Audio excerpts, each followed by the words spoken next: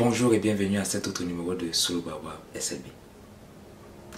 Aujourd'hui, nous parlerons de santé mentale chez les plus jeunes, chez les enfants et les adolescents, et plus précisément de l'anxiété.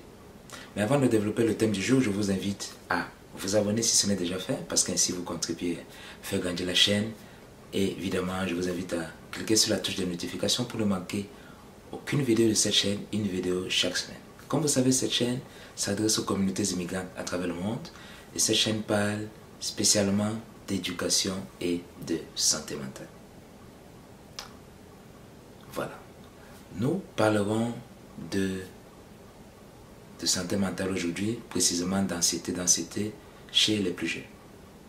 Selon l'Organisation mondiale de la santé, plus de 200 millions de personnes à travers le monde souffrent d'anxiété, et l'anxiété touche spécialement les enfants et les adolescents.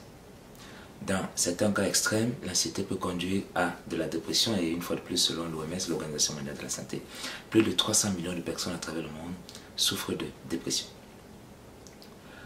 L'anxiété, malheureusement, est en forte augmentation chez les plus jeunes, et elle vient notamment de la perturbation des routines. Par exemple, quand une jeune commence une nouvelle école, s'inscrit dans une nouvelle école, change d'école, quand un jeune se déplace avec l'immigration, par exemple, le fait de quitter une ville pour une autre, de quitter une province pour une autre, et surtout de quitter un pays pour une autre, parce que là on est confronté à l'incertitude, et ça fait naître en nous, ça fait naître chez les jeunes, chez les enfants, les adolescents, une sorte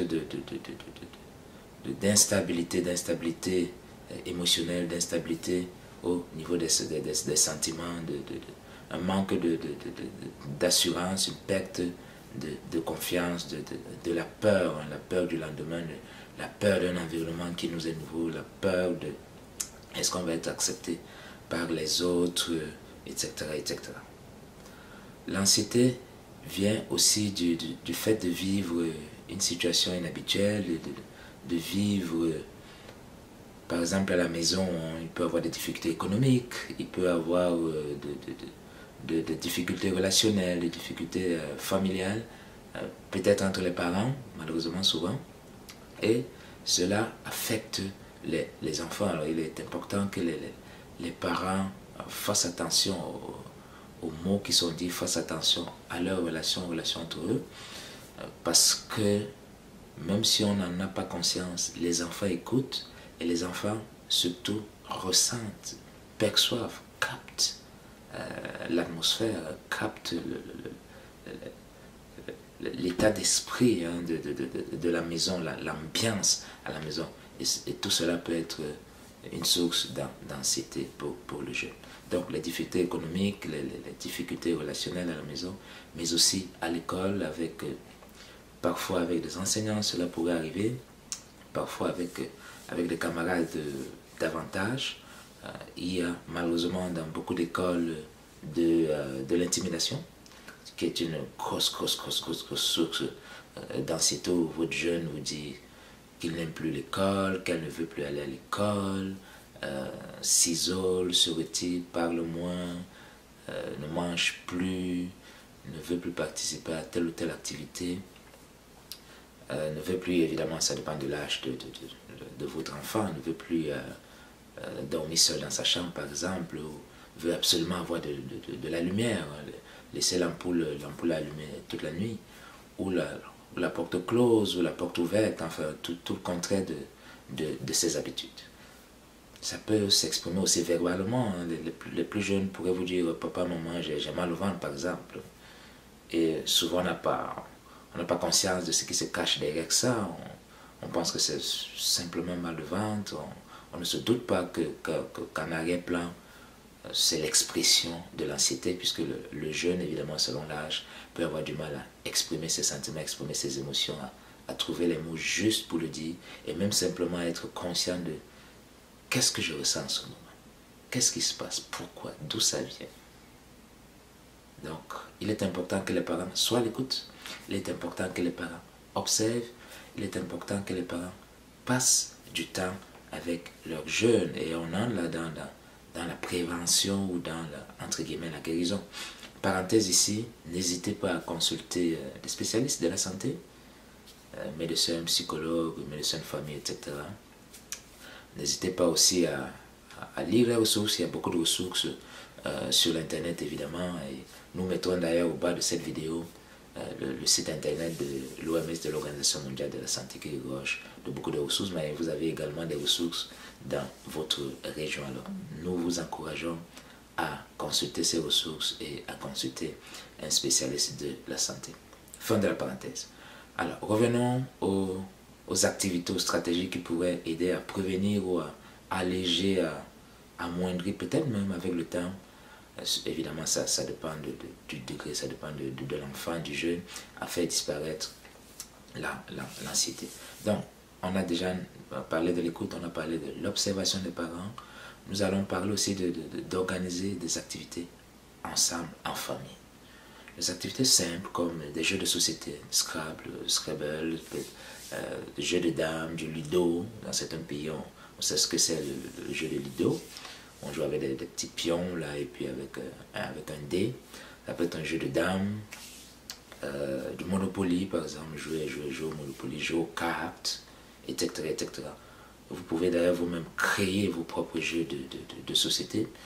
Le plus important, c'est simplement que vous ayez du plaisir, que vous passiez de bons moments avec votre enfant. D'autres activités, par exemple de faire la cuisine. Oui, de faire la cuisine. On sait qu'on aime tous mijoter de bons plats, de bonnes recettes, recettes de maman, recettes de grand-mère. Laissez votre enfant contribuer, choisir peut-être les ingrédients, laissez votre enfant goûter, laissez votre enfant tourner, laissez votre enfant mélanger les ingrédients, battre la pâte, etc., etc.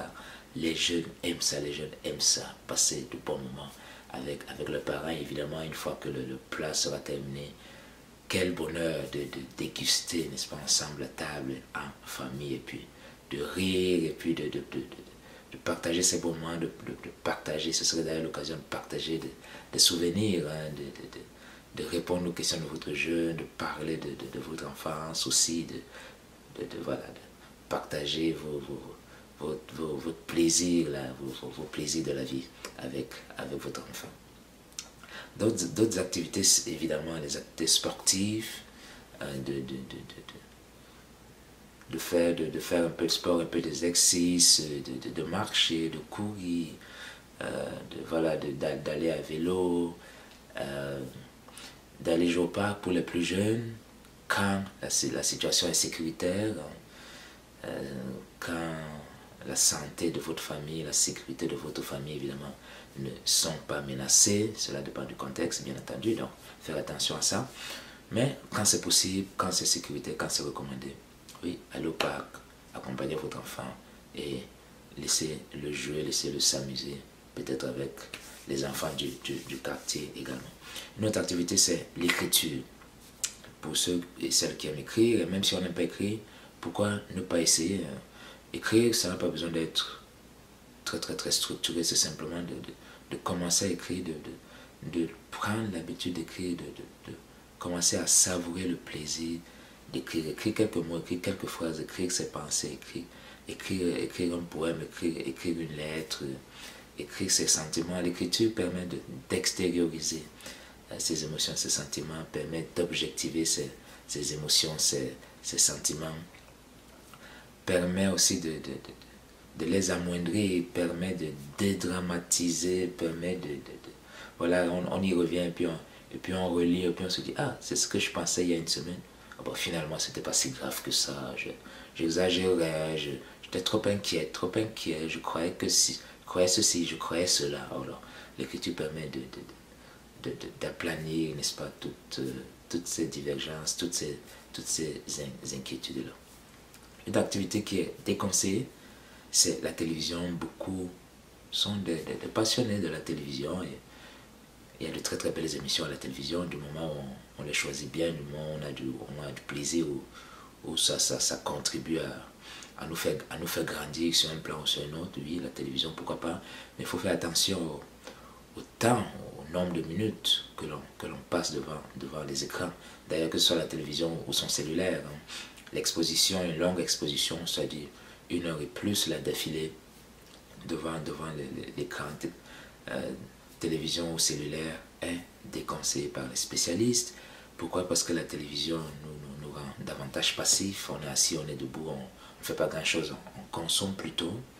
Et la télévision, l'écran, vous le savez, a des effets négatifs également sur l'attention, des effets négatifs sur le comportement parfois, sur la concentration, a des effets négatifs sur la mémorisation, etc. Il est d'ailleurs conseillé d'arrêter de regarder les écrans, peu importe l'écran, au moins 1 heure au moins avant d'aller se coucher, parce qu'autrement cela est négatif pour la qualité de son sommeil, où on peut avoir des difficultés à trouver du sommeil. Donc il faudrait faire attention à cela également.